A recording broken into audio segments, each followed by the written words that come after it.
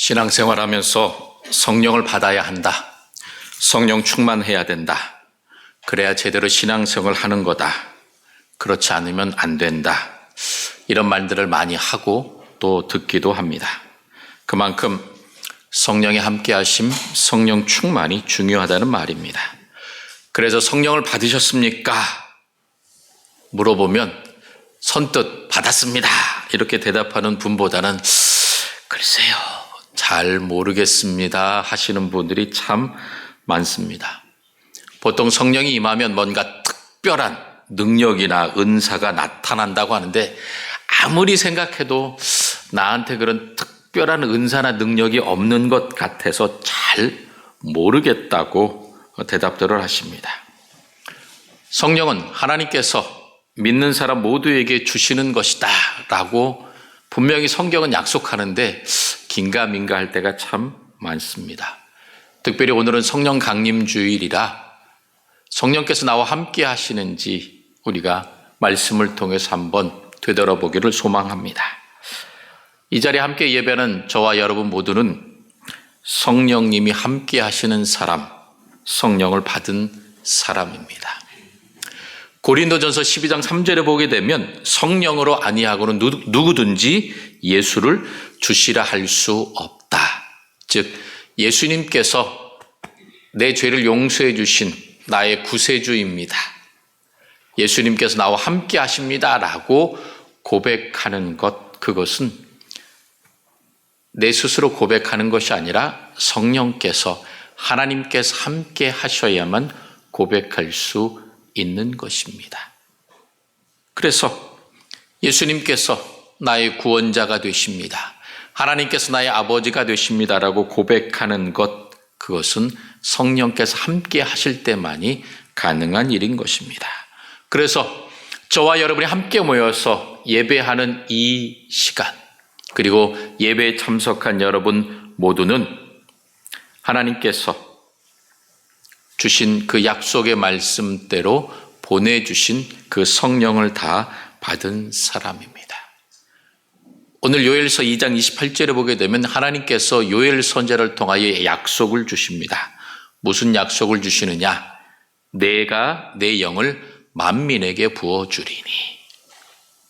하나님께서 만민에게 성령을 부어주시겠다고 약속하셨습니다.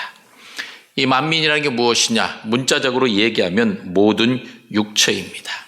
모든 육체에게 성령을 부어주셔서 너희의 자녀, 너희의 늙은이, 너희 젊은이, 그리고 남종과 여종, 즉 남녀노소 빈부귀천에 상관없이 모두에게 성령을 부어주시겠다고 하나님께서 약속하셨습니다. 이 약속의 말씀을 선포한 요엘 선지자는 남유다 왕국의 요시야 왕이 통치하던 때에 활동한 선지자였습니다. 이 당시 남유다는 종교적으로, 정치적으로 참 불안한 시대였습니다. 특히 그 왕이었던 요아스 왕의 아버지 아하시야 왕은 북이스라엘의 가장 악한 왕이었던 아합과 이세벨의 딸인 아달랴와 결혼해서 점점 우상 숭배의 길로 가게 되었습니다. 아하시야 왕이 죽자 아달랴는 자기가 낳은 아들임에도 불구하고 모든 왕자들을 다 죽이고 스스로 여왕의 자리에 올라서 남유다를 우상 숭배의 나라로 만들었습니다. 그때에 유일하게 살아남았던 아들이 바로 요아스였고, 그 요아스는 성전에 숨어서 목숨을 부지하다가 대제사장 여호야다의 도움을 받아 그 아달랴를 없애고 왕위에 올랐던 사람입니다. 그래서 이 요아스가 왕위에 올랐을 때에 이미 남유다는 그 북이스라엘의 영향을 받아 바알과 아세라를 숭배하는 우상 숭배가 가득했던 나라였습니다. 죄악의 뿌리가 점점 깊이 내려가고 있던 상황이었습니다. 이런 상황에 이 요아스 왕은 여호야다 제사장과 함께 성전을 보수하고 종교개혁을 시도하면서 하나님께 나아가려고 몸부림쳤습니다.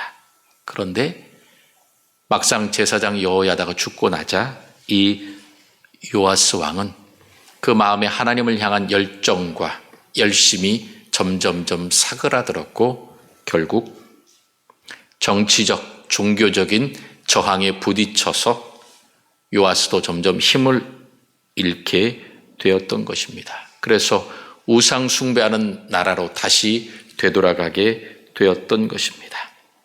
이런 상황에 갑작스럽게 전무후무한 메뚜기의 대재앙이 남유다를 휩쓸었습니다. 그리고 극심한 가뭄까지 경험하게 되자 백성들의 피해와 고통은 극에 달하게 되었습니다. 그렇기 때문에 일부 사람들은 뭐라고 고백하느냐? 우리가 지금 하나님의 심판으로 멸망하게 되었다라고 절망하는 사람들도 있었습니다. 어떤 사람들은 그게 하나님의 심판이 아니라 어쩌다가 생긴 자연재해인데 그걸 왜 하나님의 심판이라고 생각하느냐? 오히려 더 바알과 아세라를 열심히 섬기자라고 우상 숭배의 길로 가는 사람들이 있었던 것입니다. 이러던 상황에 하나님께서 요엘 선지자를 통하여 지금 메뚜기 떼의 환난과 극심한 가뭄으로 인한 고통을 당하고 있는 이스라엘 백성들에게 여호와의 날이 이제 도래할 것이다. 그 날이 고통과 아픔의 날이기도 하지만 그러나 하나님의 이름을 부르는 자는 누구든지 구원을 얻을 것이다 라고 하면서 희망과 소망의 말씀을 요엘 선지자를 통하여 선포하게 하셨습니다. 그래서 그 희망과 소망의 말씀을 선포하면서 가장 먼저 하나님께서 약속하셨던 것이 바로 그 후에 그날에 내가 내 영을 만민에게 부어 주시겠다라고 하는 것입니다. 즉 인간의 형편과 상황에 상관없이 하나님께서 약속하신 그 성령의 강림이 임할 것이다라고 하나님은 약속하셨습니다. 이 하나님의 약속, 그것이 바로 예수 그리스도를 통하여 이루어지게 되었던 것입니다. 예수님께서 이 땅에 오셔서 십자가에서 죽으시고 3일 만에 부활하셨습니다. 그래서 우리들의 죄와 모든 허물을 다 용서하셨고 예수님을 믿는 자는 구원을 얻게 되었습니다. 부활하신 후에 40일 동안 제자들과 함께 하시면서 놀라운 기적과 이사 그리고 하나님 나라의 복음을 가르쳐 주셨습니다. 그리고 마지막에 승천하시면서 뭐라고 말씀하셨냐면 특별히 요엘 선지자를 통하여 만민에게 하나님께서 성령을 주시겠다고 한 그 약속을 알고 계셨기 때문에 예수님은 함께했던 모든 사람들에게 예루살렘을 떠나지 말고 약속하신 성령을 기다리라고 명령하셨습니다. 그래서 예수님의 승천하신 모습을 무려 500여 명이 넘는 사람이 함께 보았습니다. 그런데 막상 오순절 성령이 임할 때는 마가의 다락방에 120명만 남아서 예수님의 그 명령을 지키고 있었던 것입니다. 500명 중에 120명, 대략 한 4분의 1 정도만 남아 있었던 것입니다.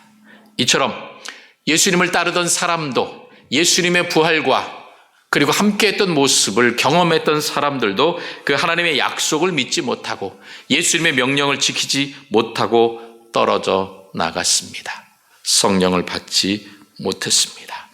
그러나 이 120명에게 임한 그 성령의 강림은 하나님께서 오늘 약속하신 대로 모든 만민에게 모든 육체에게 주시겠다고 한 그 성령 강림의 약속이며 증표이며 예표된 사건입니다. 그 120명에게 성령이 임함으로 지금 하나님 앞에 나와 예배하는 우리들 모두가 다 성령 안에서 하나님을 아버지라고 고백하며 예수님을 우리의 구원자라고 고백하는 믿음의 고백으로 살게 되었던 것입니다.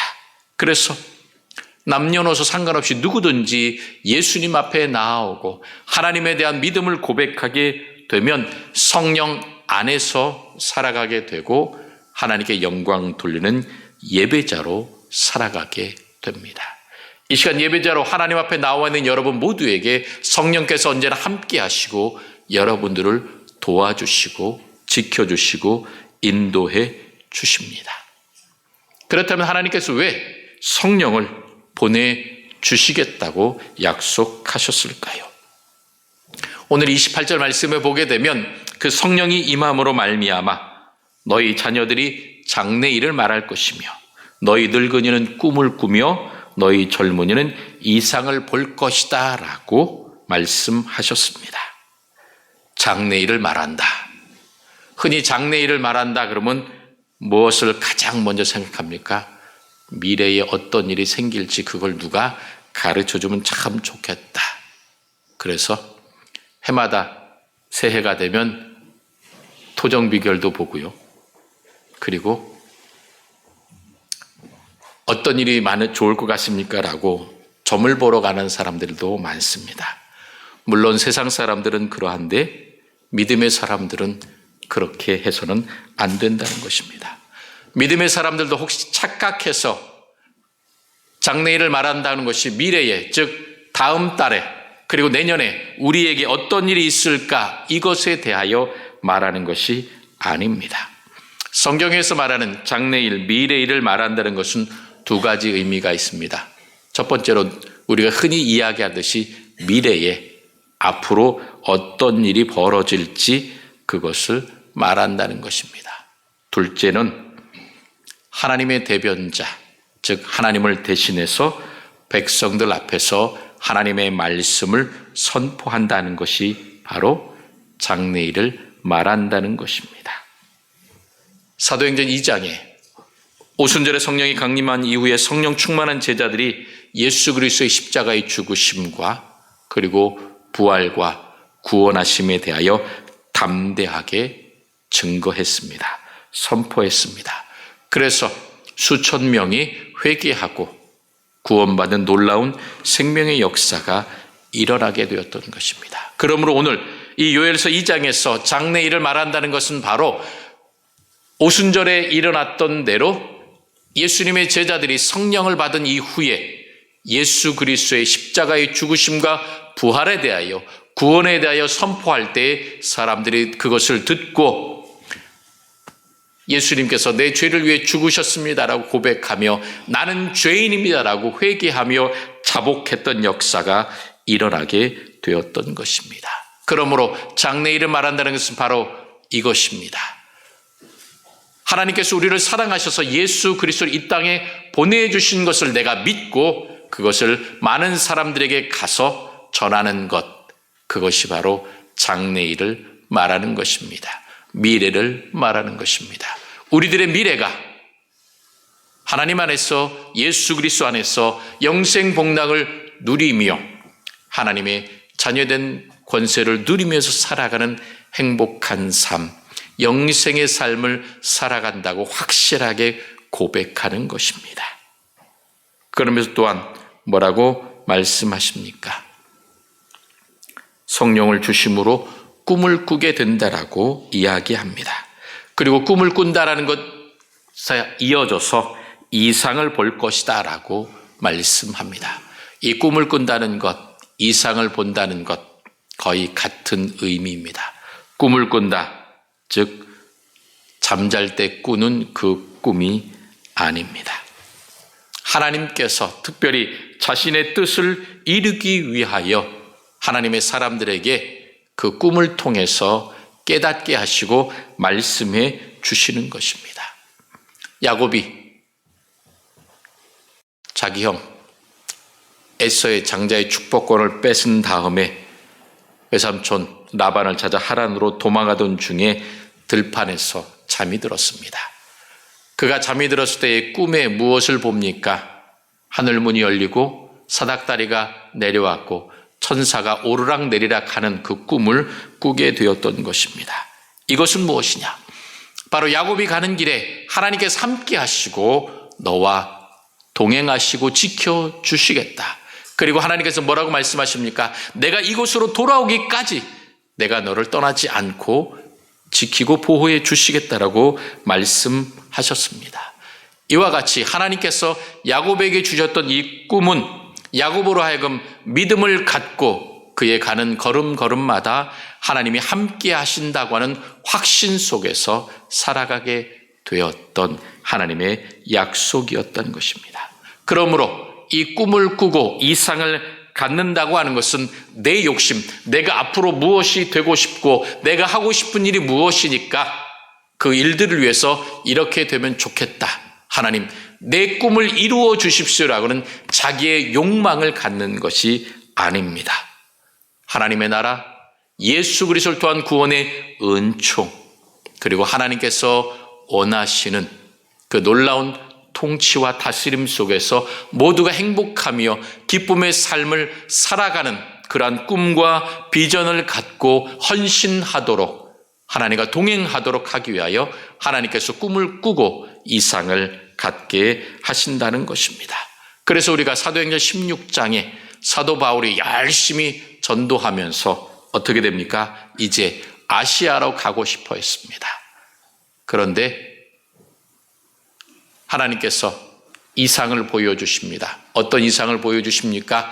유럽이었던 마게도냐에 있던 한 청년이, 젊은이가 나타나서 이리로 오라, 이리 와서 우리를 도우라라고 하는 그 이상을 보고 아시아로 가려고 했던 그 길을 틀어서 유럽으로 가게 됩니다. 그래서 만나게 됐던 첫 교회가 바로 빌립보 교회였던 것입니다.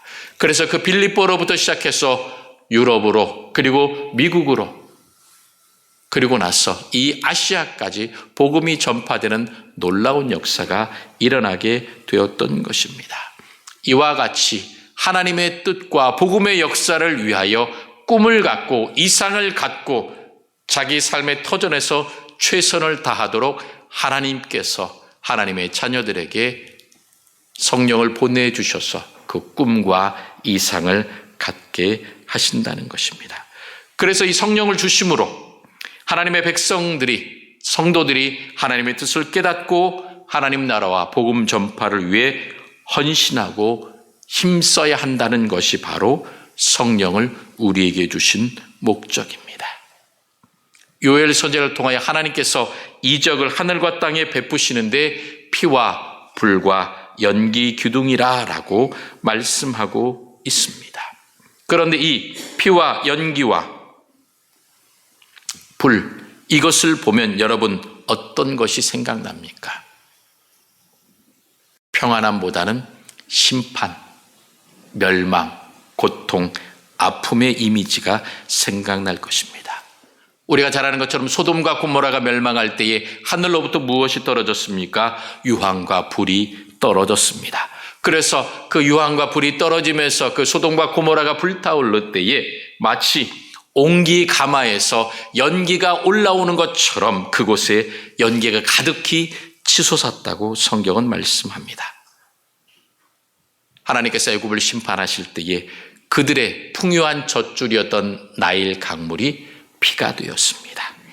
그러므로 이 피와 연기와 그 불과 이 모든 것들은 바로 하나님의 심판을 상징하는 것입니다. 이런 하나님의 심판이 임할 때에 여호와의 크고 두려운 날이 이르기 전에 뭐라고 말씀합니까? 심판과 멸망이 다가오기 전에 누구든지 예수의 이름을 부르는 자는 구원을 얻을 것이다라고 오늘 약속해 주셨습니다. 예수님을 통하여 또한 하나님의 이름을 부르는 자는 피할 길을 얻게 될 것이다라고, 그리고 하나님께서 그를 구원해 주실 것이라고 오늘 약속해 주셨습니다.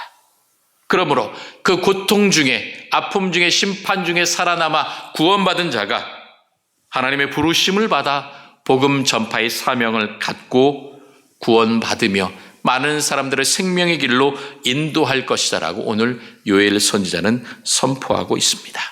여호와의 크고 두려운 날, 이것은 고통과 아픔과 심판과 절망의 날이 아닙니다. 오히려 하나님께서 모든 인류에게 구원을 주시기 위한 생명의 날입니다.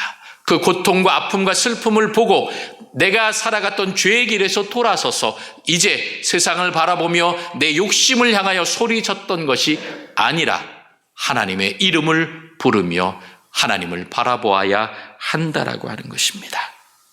하나님은 지금까지 수없이 많은 시간과 기회를 우리들에게 주셨습니다. 그래서 실제로 예수 그리스도께서 부활하시고 난 이후에 지금까지 얼마나 많은 믿음의 사람들, 그리고 교회, 그리고 수없이 많은 헌신된 사람들을 통하여 복음이 전파되었고, 우리가 그 복음을 듣고 예배를 통해서 하나님의 자녀됨을 고백하며 수없이 많은 사람들에게 예수 그리스도의 생명을 얻도록 우리가 복음을 전파하고 있는 것입니다. 그러면서 누구든지 여호와의 이름을 부르는 자는 구원을 얻을 것이라고 말합니다. 여기서 누구든지는 모든 사람입니다.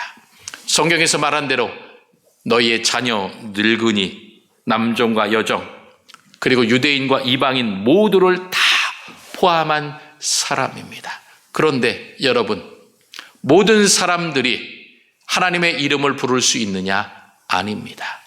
누구든지 성령으로 아니하고는 예수님을 주라 시인할 수 없다라고 말씀한 것처럼 모든 사람, 예수님의 구원의 소식이 모든 사람들에게 들려지지만, 그러나 성령께서, 하나님께서 그 마음을 움직이시고 그 마음을 열어주신 사람만이 예수님의 그 구원의 기쁜 소식을 듣고 하나님을 향하여 하나님 아버지라고 고백하는 구원의 길로 들어서게 되는 것입니다. 그래서 여호와의 이름을 부른다는 것은 단지 그 입에서 나오는 하나님, 예수님, 그 부르는 한마디로 끝나는 것이 아닙니다. 그래서 예수님께서 마태복음 7장 21절에 보면 뭐라고 교훈하셨냐면, 나더러 주여 주여 하는 자마다 자 천국에 들어갈 것이 아니요 다만 하늘에 계신 내 아버지의 뜻대로 행하는 자라야 들어가리라 라고 말씀하셨습니다. 즉, 그 입술의 고백에서 그 삶을 통하여 하나님에 대한, 예수님에 대한 온전한 믿음의 고백을 갖고 신앙생활을 하는 사람이 천국에 들어갈 수 있다라고 하는 것입니다. 입술의 고백만 했던 그 거짓된 믿음을 갖고는 심판의 날에 구원을 받을 수 없다라는 것입니다. 그래서 연약한 우리들, 부족한 우리들을 돕기 위하여 하나님 나라를 향하여, 그리고 이 복음 전파의 사명을 잘 감당할 수 있도록 하나님께서 성령을 우리들에게 보내주신 것입니다. 여러분, 우리는 참 부족하고 연약한 사람입니다. 나 혼자서 신앙생활 하려고 하면 어렵습니다. 그래서 교회 공동체를 허락해 주셨고, 함께 하나님 나라를 향하여 달려가도록 귀한 공동체를 예비해 주신 것입니다. 그리고 내가 홀로 있는 것 같지만 늘 성령께서 언제나 내 마음속에서 우리를 지켜주시고 보호해 주십니다. 그래서 성령님께서 나의 의지와 생각과 감정 모든 것을 굳건하게 서 가도록 도와주십니다. 그 부모님이 자녀를 품에 안는 것처럼 늘 사랑과 은혜로 품어주십니다. 요즘 닭장을 갈 때마다 좀 기분이 좋습니다. 병아리가 2마리가 태어나고 얼마나 삐약삐약거리는지. 그런데 참 희한한 거는 품었을 때는 위에 있다가 이제 조금 걸어 다닌다고 바닥에 떨어져서 왔다 갔다 하는데, 아무리 올라가도 그 위에 못 올라갑니다. 갔다 떨어지고 그러니 결국 어미가 내려와서 그 바닥에 그 병아리를 품고 있을 수밖에 없습니다. 작았지만 점점점 자라가면서 위에도 올라가고 회때까지 올라가서 안전하게 잘 수 있는 그러한 큰 닭이 되도록 어미가 늘 지켜주고 보호해 주는 것입니다. 이와 같이 하나님께서 성령을 우리들에게 보내주셔서 그 성령의 넓으신 품 안에 우리를 품어주시고 보호해 주시고 지켜주십니다. 하나님께서 우리에게 주신 그 생명의 말씀, 은혜의 사랑, 그것이 내 마음에 깊이 새겨져서, 아, 하나님이 나를 사랑하시는구나, 예수님께서 나를 위해 죽으셨고 영생을 나에게 선물로 주셨구나 라는 것들을 고백하도록 성령을 우리들에게 주셨습니다. 그래서 이 성령께서 구원받은 백성으로 하나님의 자녀들이 교회 공동체를 통하여 그 복음의 기쁜 소식을 전하도록 도와주시고 함께해 주십니다. 그래서 이 파평교회에 있는 모든 다양한 성도들에게 각자 직분도 주시고 봉사할 수 있는 여러 가지 일들을 허락해 주셨습니다. 서로 합력하여 아름다운 역사를 이루도록 주님께서 인도해 주신 것입니다. 그러므로 내게 주신 직분, 내게 주신 사명, 우리가 기쁨과 감사함으로 감당해야 할 것입니다. 세상 사람들처럼 생각하는 것이 아니라 서로 겸손하게 내게 주신 직분에 합당하도록 감사하면서 사랑하면서 더욱더 헌신하고 하나님께 영광을 돌려야 합니다. 그리고 복음을 힘써 전하는 데 우리가 최선을 다해야 할 것입니다. 누구든지 하나님의 이름을 부르는 자는 구원을 얻을 것이다라고 말씀해 주셨습니다. 그러므로 우리가 세상에 나가서 우리들의 가족들에게, 우리 이웃들에게 하나님의 이름을 함께 부르자고, 그리고 성령께서 우리들에게 오신 것은 나를 보호해 주시고 나로 하여금 하나님의 복음을 선포하도록 나와 함께 주신다고 하는 사실을 여러분 믿고 담대하게 복음을 선포하시고 고백하십시오. 성령 강림주의를 통해 제자들에게 성령을 주셨고 복음을 전파하고 하나님 나라를 확장하게 하시는 그 하나님께서 지금도 우리 파평교회를 통하여 놀라운 역사를 하나하나 이루어져 가고 계십니다. 특별히 우리가 한생명 초청잔치를 위해서 기도하고 있습니다. 작년에도 한생명 초청잔치에 참석해서 계속해서 교회에 나와 예배드리고 계신 성도님도 계시고, 비록 당일에는 나오지 못했지만 그 이후에 함께 나오시는 분도 계시고, 아무리 기도해도 안 나오는 사람도 있고, 그러나 여러분 그것 때문에 낙심하지 마십시오. 신실하신 하나님, 약속해 주신 하나님께서 누구든지 여호와 이름을 부르는 자는 구원을 얻을 것이라고 약속하셨기 때문에 그 약속을 믿고 계속해서 여러분 복음을 전하십시오. 그들의 마음의 문을 두드리시고 그들의 마음이 열리도록 하나님께 기도하십시오. 여러분 생각해 보십시오. 내가 믿음을 갖게 되고 지금 이 자리에 오기까지 얼마나 많은 시행착오와 얼마나 많은 시간들이 필요했었는지, 그러한 시간이 필요한 것 오직 하나님께서 알고 계시고 그 하나님의 크고 두려운 날이 오기 전에 우리들에게 기쁨과 구원의 날이 되도록 우리가 더욱더 힘써 기도해야 할 것입니다.